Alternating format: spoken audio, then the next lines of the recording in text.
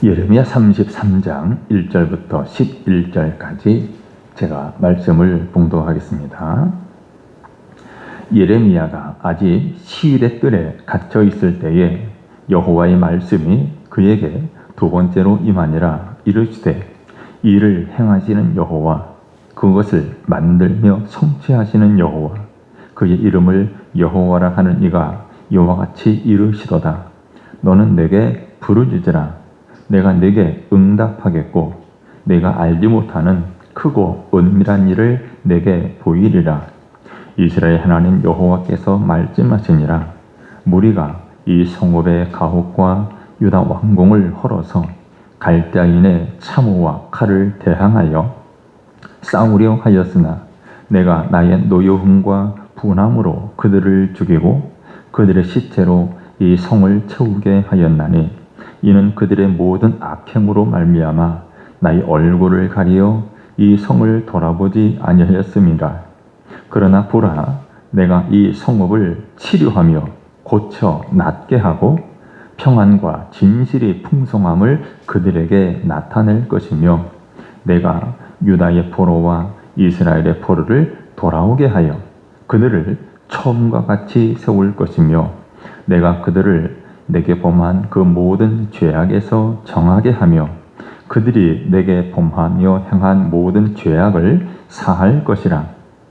이 성읍이 세계 열방 앞에서 나의 기쁜 이름이 될 것이며 찬송과 영광이 될 것이요, 그들은 내가 이 백성에게 베푼 모든 복을 들을 것이요, 내가 이 성읍에 베푼 모든 복과 모든 평안으로 말미암아 두려워하며 떨리라. 여호와께서 이와 같이 말씀하시니라. 너희가 가리켜 말하기를 황폐하여 사람도 없고 짐승도 없다 하던 여기, 곧 황폐하여 사람도 없고 주민도 없고 짐승도 없던 유다 성읍들과 예루살렘 거리에서 즐거워하는 소리, 기뻐하는 소리, 신랑의 소리, 신부의 소리와 및 만군의 여호와께 감사하라. 여호와는 선하시니 그 인자하심이 영원하다 하는 소리와 여호와의 성전에 감사제를 드리는 자들의 소리가 다시 들리리니, 이는 내가 이 땅에 포로를 돌려보내어 지난 날처럼 되게 할 것임이라. 여호와의 말씀이니라. 아멘. 이 시간에는 다시 기쁨을 주시는 하나님이란 제목으로 말씀을 나누겠습니다. 하나님께서 우리에게 다시 기쁨을 주신다라고 말씀하십니다. 여러분, 살아가다 보면 우리의 마음속에 이제는 정말 끝인가 보다, 이제는 정말 끝인가 보다, 이런 생각들이 순간순간 찾아옵니다. 건강의 문제 앞에서, 또 자녀들 문제 앞에서, 또 가정의 어려움 앞에서, 또 기도해도 쉽게 해결되지 않는 현실 앞에서 그런 마음이 들 때가 있습니다. 아무리 기도해도 상황은 달라지지 않은 것 같고, 애써 버텨도 현실은 더 무겁게 느껴질 때가 있습니다. 마치 사방이 벽으로 막혀 있는 것처럼 앞으로 나갈 길이 보이지 않을 때가 있습니다. 그야말로 이제는 정말 끝인가 보다, 그렇게 생각할 수밖에 없는 순간들. 자, 오늘 본문에 예레미야 선지자가 처한 상황도 그러했습니다. 예레미야는 지금 자유로운 사람이 아닙니다. 그는 시일의 뜰에 갇혀 있었습니다. 그리고 당시 예루살렘 성은 바벨론 군대에게 포로되어 있었습니다. 포위가 되어 있었어요. 성 안에는 기근과 두려움이 가득했고, 집들은 다 무너지고, 사람들 마음에는 절망이 가득했습니다. 눈으로 보기에 모든 것이 끝난 것처럼 보였습니다. 나라의 미래도 끝난 것 같고 희망도 사라진 것 같았습니다. 그런데 바로 그런 절망의 순간에 하나님께서 희망의 약속을 주십니다. 사람들은 이제는 끝났다라고 말했지만 하나님은 아직 끝나지 않았다라고 말씀하십니다. 왜냐하면 사람의 눈에는 막혀 보이는, 끝난 것처럼 보이는 그 자리에서도 하나님은 여전히 일하고 계시는 분이시기 때문입니다. 그래서 오늘 첫 번째로 우리가 기억해야 될 것은 하나님은 막힌 상황에서도 길을 여시는 분이십니다. 길을 여시는 하나님이 우리 하나님이십니다. 여러분, 우리는 살아가면서 눈앞의 상황에 마음이 쉽게 흔들릴 때가 있습니다. 눈앞에 보이는 상황들, 현실 문제로 마음이 쉽게 흔들려요. 이 일이 잘 되면 마음이 편하지만 어려운 일이 생기고 앞이 보이지 않을 때 걱정과 낙심이 찾아옵니다. 그래서 때로는 어떻게 해야 할까 답답한 마음으로 하루를 보내기도 합니다. 아마 이 자리에 계신 여러분 가운데도 지금 마음속에 그런 문제 하나쯤은 가지고 계실 것입니다. 도대체 내가 어떻게 해야 할까? 그것이 건강의 문제일 수 있습니다. 자녀의 문제일 수 있습니다. 경제적인 어려움일 수 있습니다. 오래 기도하고 있지만 여전히 해결되지 않는 문제일 수도 있습니다. 앞서 말씀드린 대로 오늘 본문에 예레미야가 처한 상황도 바로 그러했습니다. 예레미야는 지금 어디에? 시위대 뜰에 갇혀 있었다 그랬죠. 시위대 뜰. 이 시위대 뜰은 왕궁 안에 있던 경비병들, 이 경비병들의 감시 아래에 있는 장소였습니다. 물론 완전한 지하 감옥은 아니었지만 자유를 누릴 수 있는 것도 아니었습니다. 왜 예레미야가 이렇게 시위대들에 갇혀 있습니까? 하나님의 말씀을 전했다라는 이유로 갇혀 있는 상태입니다. 하나님의 말씀을 그대로 전했다는 거죠. 사람들이 듣기 원하는 말이 아니라 사람 듣기 싫어하는 말, 하나님의 심판의 말씀을 전했기에 그는 이와 같이 시위대들에 갇혀 있습니다. 그런데 그것만 문제가 아니었습니다. 예루살렘 성 전체가 바벨론 군대에게 포위되어 있었습니다. 성 밖에는 적군이 둘러싸고 있었고 성 안에는 기근과 두려움이 가득했습니다. 시간이 지날수록 백성들의 마음에는 희망이 사라지고 있었습니다. 인간의 눈으로 보면 그야말로 모든 것이 막혀 있는 상황이었습니다. 정치적으로도 길이 보이지 않았고 그렇다고 군사적으로도 희망이 없었습니다. 먹을 것조차도 부족한 경제적인 어려움도 있었고 앞으로 어떻게 해야 될지 미래도 전혀 보이지 않는 절망적인 상황이었습니다. 그런데 바로 그런 막막한 상황 속에서 하나님께서 예레미야 선지자에게 말씀하십니다. 3절을 보면 너는 내게 부르짖으라. 너는 내게 부르짖으라고 말씀하셔요. 내가 내게 응답하겠다고. 내가 알지 못하는 크고 은밀한 일을 내게 보이려고 말씀하십니다. 내가 알지 못하는 크고 은밀한 일을 보이리라.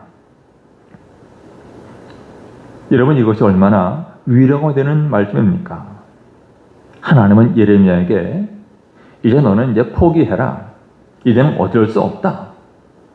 현실이 이러하니 그냥 현실을 받아들여라 라고 말씀하지 않으셨습니다. 오히려 내게 부르짖으라 라고 말씀하셨습니다. 내게 부르짖으라. 왜 하나님께서 예레미야에게 이렇게 부르짖으라고 말씀하셨을까요?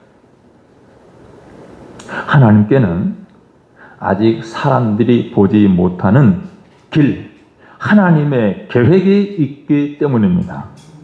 하나님께서 말씀하신 크고 은밀한 일, 크고 은밀한 일이 있다는 거죠.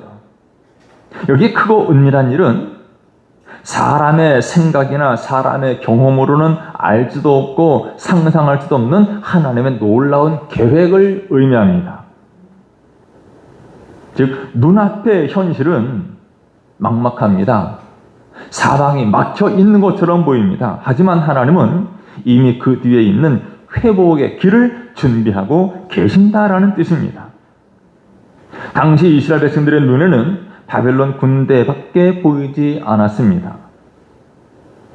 무너져가는 성경만 보였고 점점 다가오는 절망적인 현실만 보였습니다.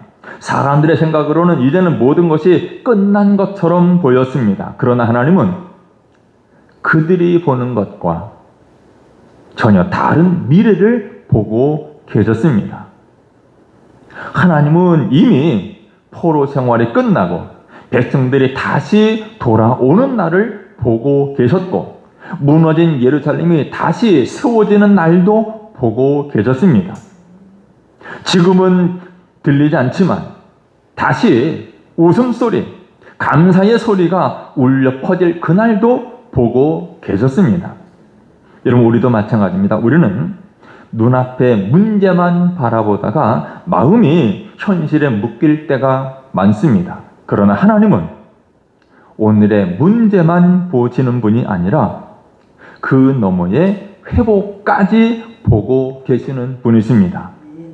우리는 지금 문제 한가운데 서 있지만 하나님은 이미 그 문제를 지나서 회복과 은혜의 자리까지 보고 계시는 것입니다.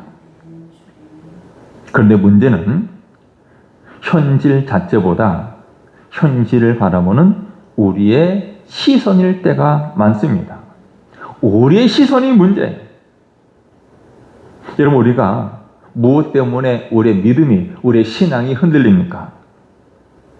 우리의 신앙생활이 흔들리는 이유 중 하나는 바로 이와 같이 눈앞의 문제에 마음이 붙들리기 때문입니다. 눈앞의 문제에 마음이 붙들리기 때문에 신앙이 자꾸만 이리저리 흔들립니다. 여러분, 베드로를 생각해 보면 베드로가 그런 일을 경험했습니다. 베드로가 예수님의 말씀을 듣고 또 예수님의 말씀을 믿고 물 위를 걸어갔습니다. 물 위를 잘 걷던 베드로가 어느 순간 바람을 보았고 파도를 보았고 거친 그 거센 현실을 바라보게 되었습니다.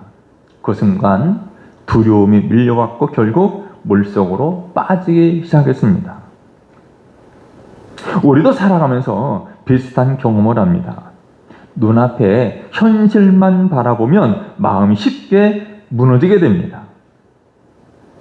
몸이 아프면 걱정이 커지고 경제적인 어려움이 찾아오면 마음이 답답해집니다.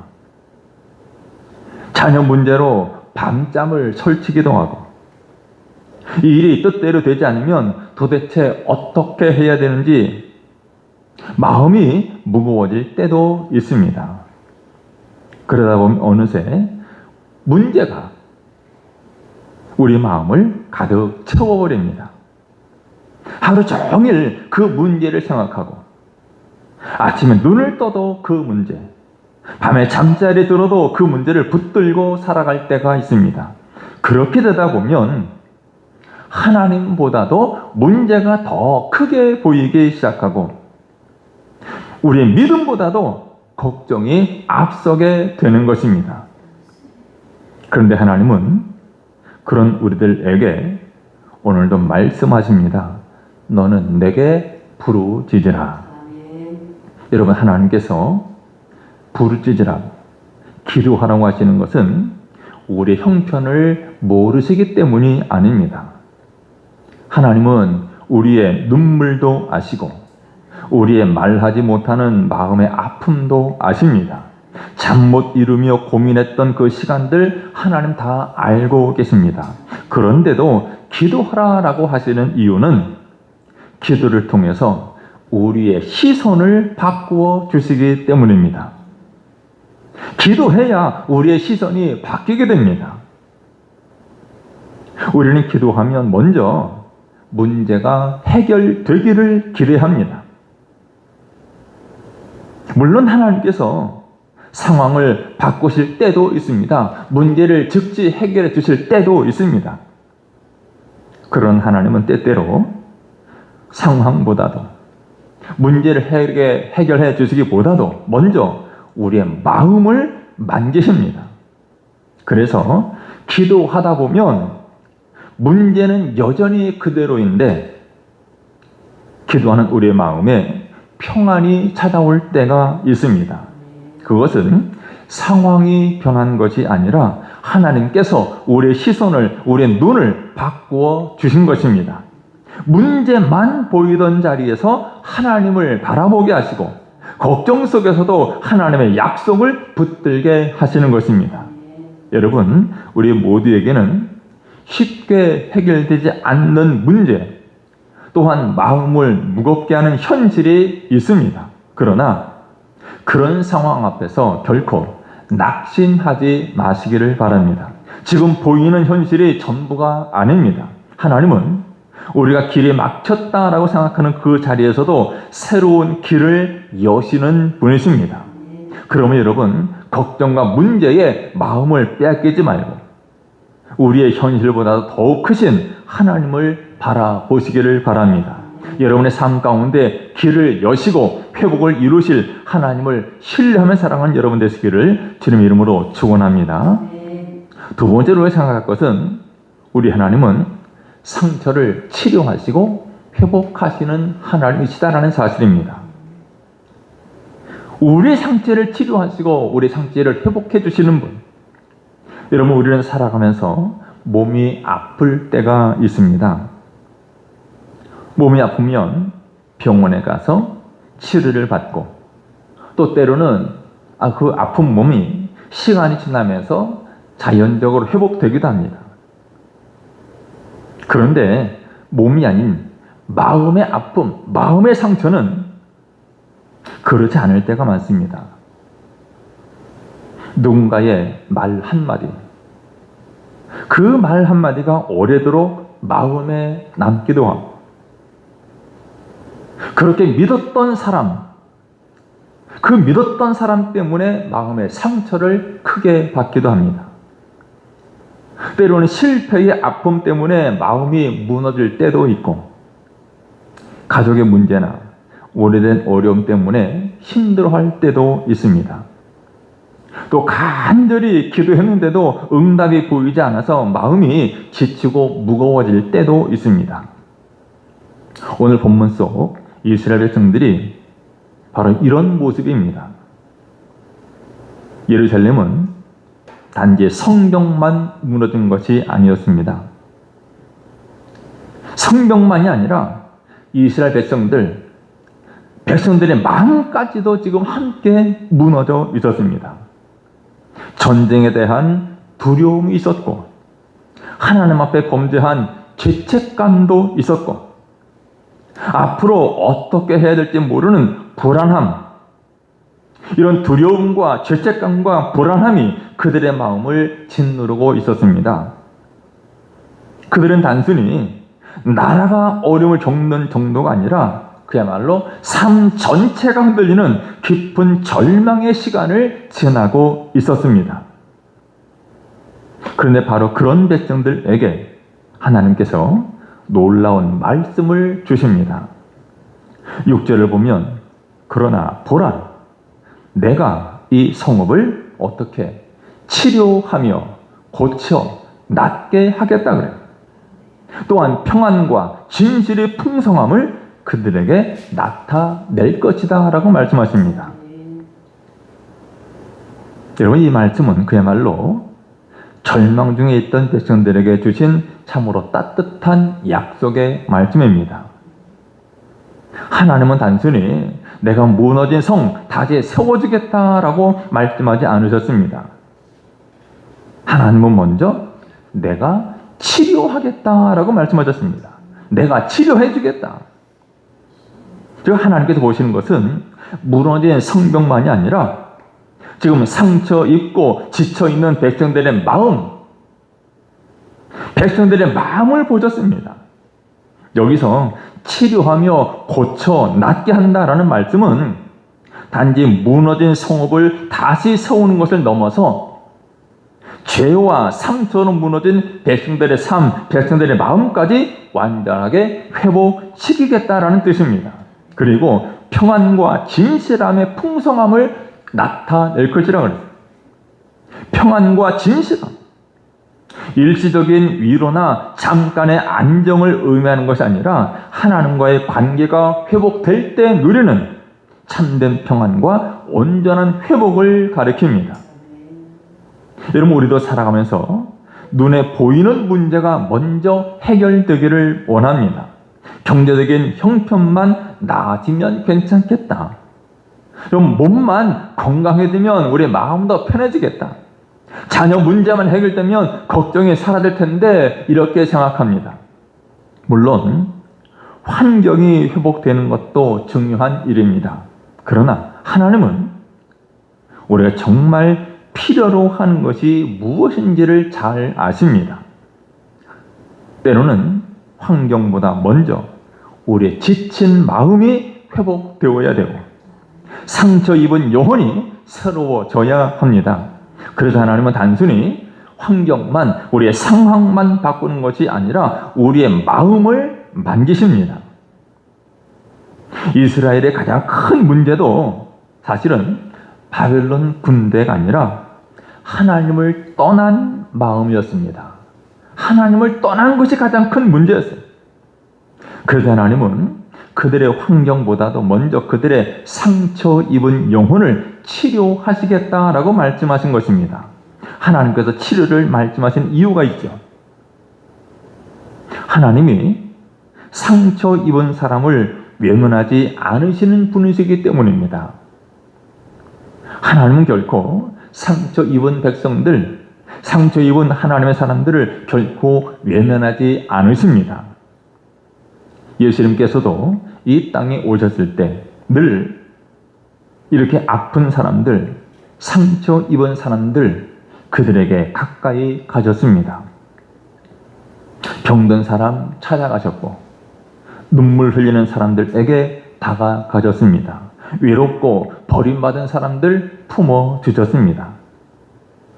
그리고 그들에게 말씀하셨죠. 우리가 잘 아는 마태복음 11장 28절에 수고하고 무거운 짐진 자들 다 내게로 오라. 내가 너희를 쉬게 하리라. 여러분, 성경에 나오는 한나를 생각해 보십시오. 한나는 오랫동안 자녀가 없었습니다.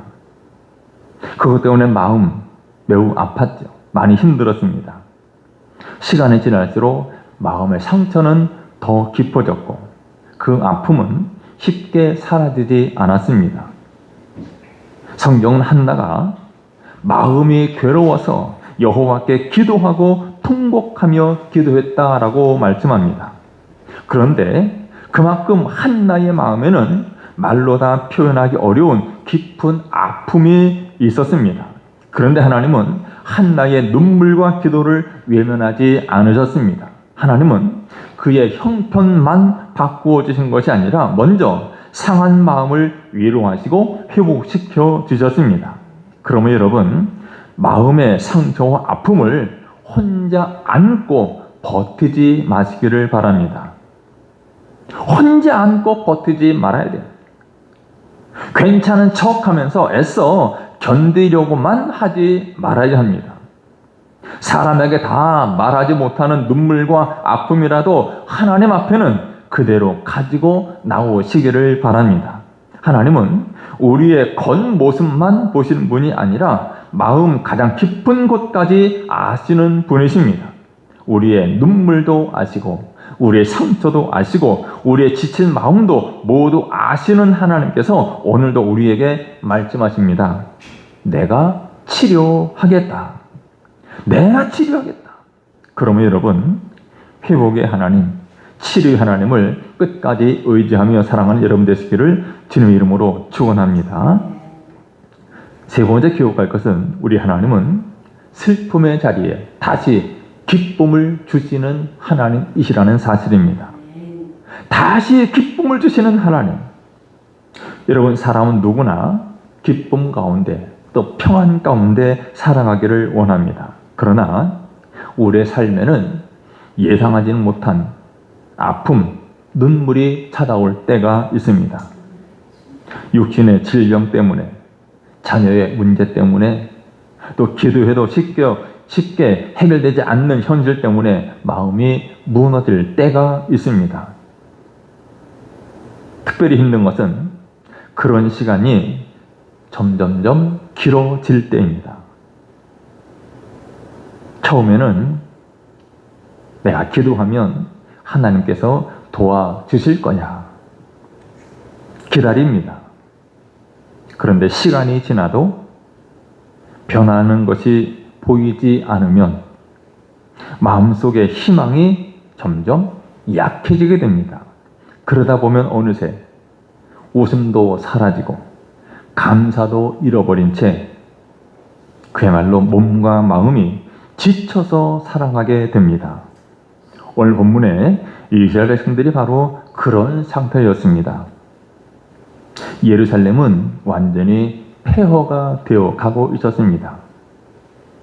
그러니 거리에는 웃음이 사라졌고 사람들의 마음에는 두려움만 남아 있었습니다. 성은 무너지고 있었고 그야말로 미래는 보이지 않았습니다. 그런데 바로 그런 절망의 상황 속에서 하나님께서 놀라운 말씀을 하십니다. 10절 11절입니다. 황폐하여 사람도 없고 주민도 없고 짐승도 없던 유다 성읍들과 예루살렘 거리에서 지금은 이와 같이 그야말로 아무리 희망이 없는 상황이라는 거죠. 그런데 그런 거리에서 즐거워하는 소리, 기뻐하는 소리, 신랑의 소리, 신부의 소리, 또 만군의 여호와께 감사하라, 여호와는 선하시니 그 인자하심이 영원하다 하는 소리와 여호와의 성전에 감사제를 드리는 자들의 소리 다시 들리리니 라고 말합니다. 다시 들릴 것이다. 왜냐하면 이는 내가 이 땅에 포로를 돌려보내어 지난 날처럼 되게 할 것입니다. 하나님은 절망의 자리에서 놀라운 약속을 주셨습니다. 본문에 기록된 대로 하나님은 다시 즐거움의 소리, 다시 기쁨의 소리, 다시 신랑과 신부의 소리, 그리고 감사의 찬송이 들리게 하겠다라고 말씀하십니다. 특별히 여기 신랑과 신부의 소리는 단순한 결혼식의 소리가 아니라 끊어졌던 삶의 기쁨, 일상이 다시 회복될 것을 의미합니다. 또한 성전에 감사제를 드리는 소리, 무엇을 말할까요? 감사제를 드린다는 것은 하나님과의 관계가 회복되는 것을 의미합니다. 이처럼 하나님은 다시 회복시켜 주시겠다고 말씀하시고 약속하십니다. 하지만 그 말씀을 듣는 사람들, 그 말씀을 쉽게 믿기 어려웠을 것입니다. 왜 그렇습니까? 말씀은 그렇게 하셔도 실상 그들이 보고 있는 현실은 너무나 달랐기 때문입니다. 거리에는 웃음보다 전쟁의 두려움이 있었고 감사의 찬양보다 탄식과 절망이 가득했습니다. 사람들의 눈에는 폐허와 절망만 보였고 모든 것이 끝난 것처럼 보였습니다. 그러나 하나님은 지금 이 현재의 모습이 아니라 회복될 미래를 보고 계셨습니다. 하나님은 단순히 어려움을 없애시는 데서 멈추지 않으셨습니다. 하나님은 잃어버린 기쁨과 감사까지 다시 회복시키시는 분이십니다. 이것이 하나님께서 주시는 회복의 은혜입니다. 여러분 신앙생활 하다 보면 어느 순간 마음이 지치고 메마를 때가 있습니다. 처음에는 예배가 기쁘고 작은 은혜에도 감사했는데 시간이 지나면서 마음이 무너질 때가 있습니다. 예배가 습관처럼 느껴지고 찬양을 해도 감동이 없고 기도해도 예전 같은 간절함이 사라질 때가 있습니다. 그러다 보면 어느새 웃음도 사라지고 감사까지도 잃어버립니다. 그런 하나님은 그런 우리를 그냥 내버려 두지 않으십니다. 하나님은 우리 지친 마음 다시 살리시고 잃어버린 기쁨, 잃어버린 감사도 회복시키시기를 원하시는 분이십니다. 하나님께서 회복시키시는 방법은 성경 전체에도 계속 나타나죠.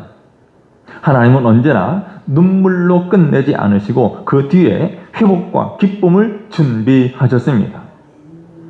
여러분, 요셉에게 감옥, 이 감옥은 인생의 끝이 아니었습니다. 사람들은 버림받은 인생처럼 보았지만 하나님은 그를 애굽의 총리로 세우실 계획을 가지고 계셨습니다. 나오미에게도 남편과 자녀를 잃은 아픔이 마지막이 아니었습니다. 하나님은 룻을 통해 다시 회복의 은혜를 준비하고 계셨습니다. 무엇보다도 우리 예수님의 십자가, 그 십자가가 끝이 아니었습니다. 십자가에는 눈물과 고통이 있었고 사람들의 눈에는 절망처럼 보였습니다. 그러나 하나님은 그 십자가 뒤에 부활의 영광을 준비하고 계셨습니다. 무덤은 마지막이 아니라 새로운 시작이었습니다. 여러분, 지금 눈물의 시간 지날 수 있습니다. 마음이 지쳐서 웃음과 감사가 사라진 것처럼 느껴질 수도 있습니다. 그러나 지금 보이는 현실이 전부가 아닙니다. 하나님은 지금도 우리가 보지 못하는 곳에서 회복을 준비하고 계십니다. 그러면 여러분, 절망 속에 머물러 있지 마시길 바랍니다. 다시 기쁨을 주시는 하나님을 붙드시기를 바랍니다. 하나님께서 여러분의 삶 가운데 감사와 찬송을 다시 회복시켜 주실 것을 믿음으로 기대하는 여러분 되시기를 주님의 이름으로 축원합니다. 이제 말씀을 맺습니다. 오늘 예레미야 34장 말씀은 우리에게 분명히 말씀합니다. 하나님은 막힌 상황 속에서도 길을 여시는 분이시고 상처 입은 마음을 치료하시는 분이시며 눈물의 자리에도 다시 기쁨과 감사의 소리를 회복시키시는 분이십니다.